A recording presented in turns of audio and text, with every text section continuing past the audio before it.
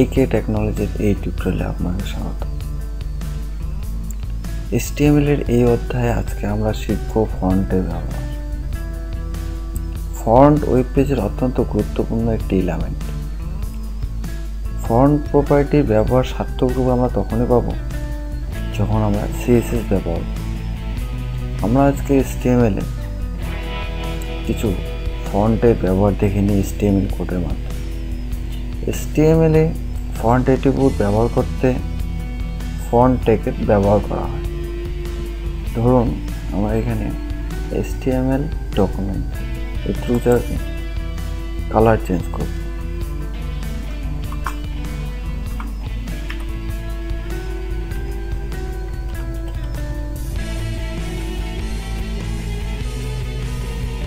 যতটুক টেক্সট আমাদের এই রেড কালার করতে হবে অতটুক সিলেক্ট করে আমরা ফন্ট ট্যাগ ক্লোজ করব।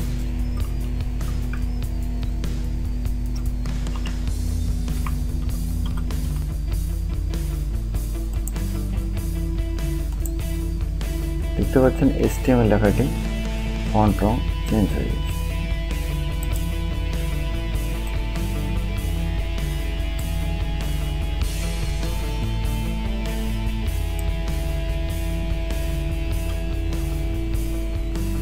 এই ফন্ট অ্যাট্রিবিউট ব্যবহার করে আপনি আপনার ওয়েব পেজের প্রত্যেকটি লেখাকে একটি সুন্দর রূপ দিতে পারবেন। ফন্ট অ্যাট্রিবিউট ব্যবহার করা হয় ফন্ট ট্যাগের দিয়ে। ফন্ট ট্যাগ কীভাবে ব্যবহার করে তা আপনি এখন দেখে নিন। ফন্ট লেখার পরে কালার,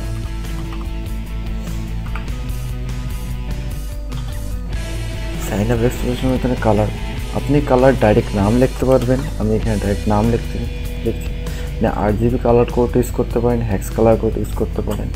আপনার যতটুকু ফন্টের রং চেঞ্জ করতে হবে অতটুকু ফন্ট আপনি সিলেক্ট করেন। আমি শুধু HTML-টাকে কালার চেঞ্জ করছি। এখান থেকে আমি এখন ফন্ট ট্যাগটি ক্লোজ করব।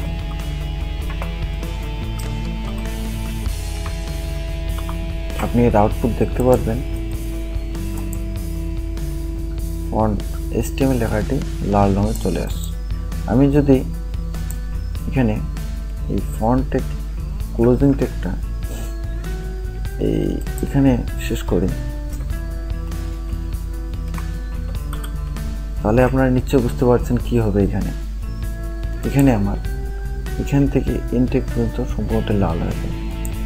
দেখতে পাচ্ছেন সম্পূর্ণ লেখাটি লাল হয়ে। এটা হচ্ছে HTML এর ফন্ট কালার অ্যাট্রিবিউট।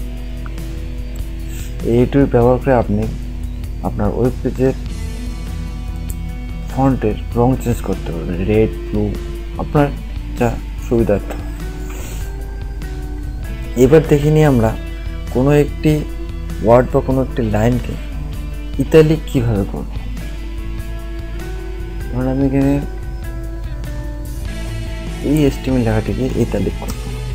ইতালিক লেখার জন্য বেশি কিছু করতে হবে না, শুধু একটি আই নামের ট্যাগ আছে HTML এ, এটি ইউজ করতে হবে, ক্যাপসলক আই, আর এটাকে ইন করতে হবে যতটুকু আপনার প্রয়োজন। নর্মালি আমরা আউটপুটটা দেখে নিই। এখানে যে HTML লেখাটি আছে নর্মালি আছে। যখন আমরা এই পেজটিকে সেভ করার পরে রিলোড করে দেখতে পাবো এই যে HTML লেখাটি ইতালিকে চলে আসছে। এই ইতালিক অ্যাট্রিবিউট ফন্ট কালার অ্যাট্রিবিউটের মতন আপনার যতটুকু প্রয়োজন আপনি অতটুকু করতে পারেন। আমি এখানে এটা ফন্ট অ্যাট্রিবিউট শেষ করব।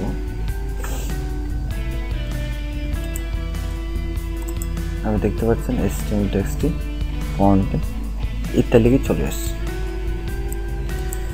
এবার আমরা দেখে নিই বোল্ড প্রপার্টি। আমরা কোনো ওয়ার্ড বা কোনো লাইনকে কীভাবে বোল্ড করব। ধরুন এখান থেকে আমি দ্য হেড এলিমেন্ট এর জায়গাতে বোল্ড করব। বোল্ড ট্যাগ করার জন্য পি ট্যাগ ইউজ হয়। বোল্ড ট্যাগ ক্লোজিং ট্যাগ আছে।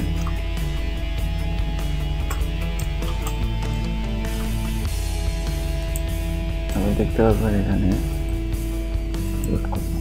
এই যে দ্য হেড 11 দু জায়গা বোল্ড হয়ে গেছে।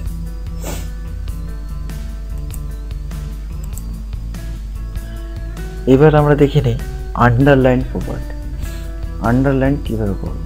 ধরুন আমরা এখান থেকে দ্য বডি এলিমেন্ট দুটাকে আন্ডারলাইন করে নিই। আন্ডারলাইন জন্য ইউটেক ব্যবহার হয়, ইউটেকের সেম ইনটেক আছে।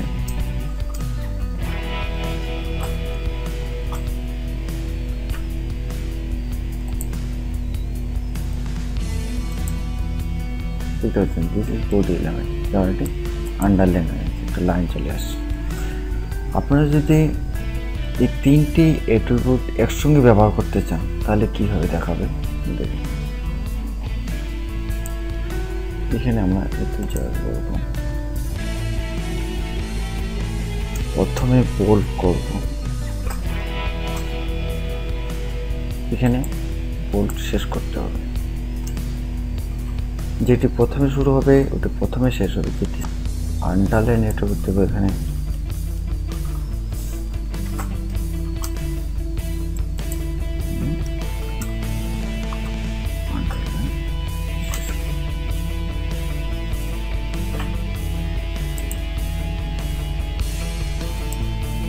দেখতে পাচ্ছেন এটা বোল্ড, ইটালিক অ্যান্ড আন্ডারলাইন তিনটি অ্যাট্রিবিউট একসঙ্গে কাজ করছে।